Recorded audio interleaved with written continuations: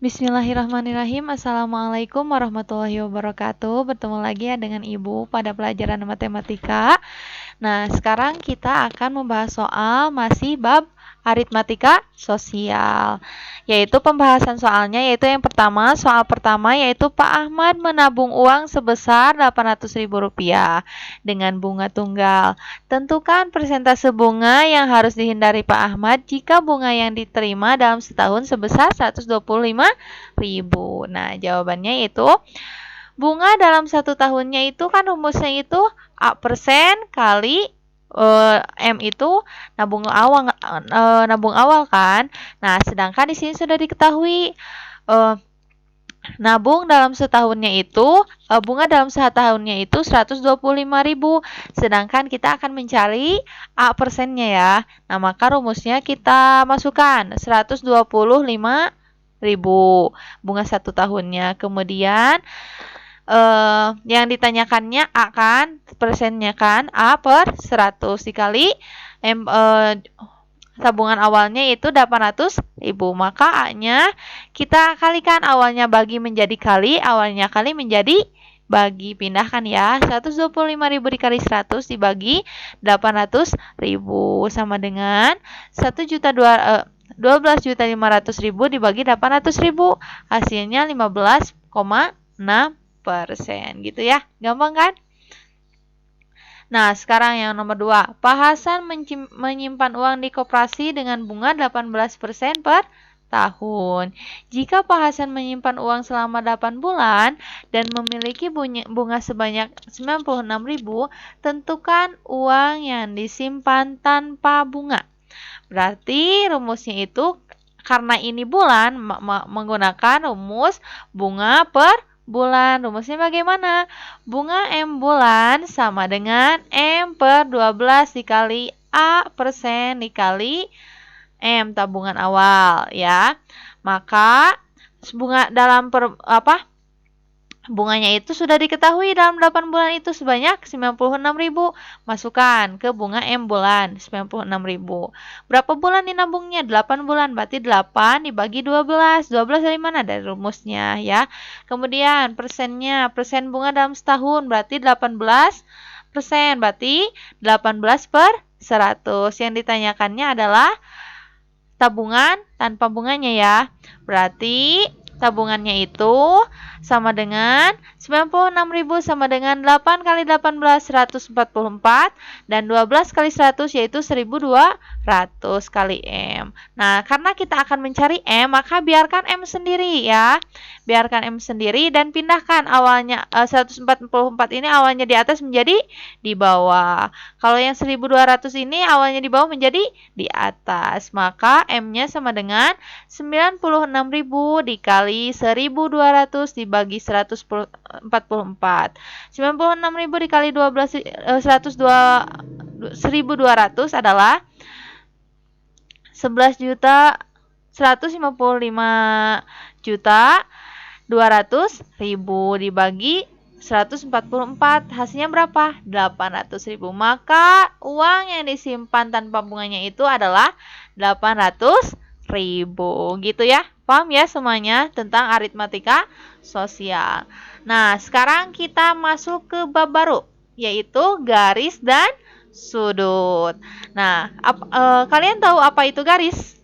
Nah, garis itu merupakan garis itu dihubungkan oleh titik ke titik lain. Misalnya nih, ada titik A dan titik B. Nah, maka akan ada jika A dan B ini dihubungkan, maka ini akan menjadi garis gitu ya. Nah, dalam garis dan sudut ini, dalam garis terutamanya ada kedudukan garis, yaitu garis yang sejajar, garis berpotongan, dan garis yang berimpit. Kemudian nih ada satu garis yang sejajar. Contohnya bagaimana? Sejajar. Nah, ini garis yang sejajar. Garis yang sejajar ini tidak akan berpotongan. Kenapa tidak akan berpotongan? Karena ini sejajar. Ya, gitu ya. Kemudian ada garis yang berpotongan. Bagaimana itu garis yang berpotongan? Garis yang berpotongan itu apabila ada garis misalkan garis ini lurus, kemudian ada garis yang berbelok. Nah, itu pasti akan berpotongan. Kalau garis itu tidak sejajar, maka akhirnya itu garis itu akan berpotongan. Misalnya ini nih, kalau yang sejajar ini, misalkan yang bawahnya itu agak belok. Nah, maka ini akan berpotongan pada akhirnya karena tidak sejajar. Tetapi garis yang sejajar itu tidak akan berpotongan. Nah, karena ini garisnya yang satu lurus, yang satu miring, maka ini garisnya berpotongan. Nih, di sini juga ada.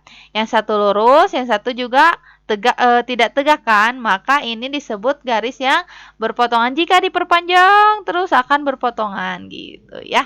Paham ya semuanya ya. Kemudian ada garis yang berimpit. Nih, ada segitiga siku-siku dan segitiga sama sisi. Nih, maka alasnya ini berimpitan. Garis alas pada segitiga siku-siku kan AB nih alasnya. Pada segitiga sama kaki juga AB. Maka alasnya itu berimpitan. Berimpitan itu ya berimpit tepat pada garis yang sama, posisi yang sama ya. Kan ini AB posisi garisnya sama dengan posisi garis AB pada segitiga sama kaki gitu ya. Paham ya semuanya? Nih ada contoh. Ada di sini ada trapesium ABCD. Nah, AB ini sejajar dengan CD ya. Sejajar, kita terlihat ini sejajar. Kalau misalkan ada tanda panah. Nah, kalau ada tanda panah berarti itu artinya sejajar. Nah, kemudian AB berpotongan dengan AC, ya kan? AB ini berpotongan dengan AC karena ini tidak sejajar. Nah, maka ini akan berpotongan. AB berpotongan dengan AC. Kemudian AB juga berpotongan dengan BD. Kemudian AC juga berpotongan dengan CD. Kemudian CD juga berpotongan dengan BD gitu. Kemudian AB berpotongan dengan BD gitu ya. Nah, kalau misalkan ini diperpanjang terus akan terlihat berpotongannya. Di sini juga udah terlihat bahwasanya AC ini dan DC ini berpotongan. Berpotongannya di titik apa? Di titik C. Misalkan kalau ditanyakan AC ini berpotongan, AC dan DC-nya itu berpotongan di titik yang mana? Di titik C berpotongannya. AB dan AC berpotongannya di titik apa? Di titik A. AB dan BD berpotongannya di titik apa? Di titik BD. Kemudian CD berpotongan dengan BD di titik apa? Di titik D. Begitu ya. Nah, untuk hari ini Ibu cukupkan sekian. Jangan lupa untuk selalu belajar. Wassalamualaikum warahmatullahi wabarakatuh.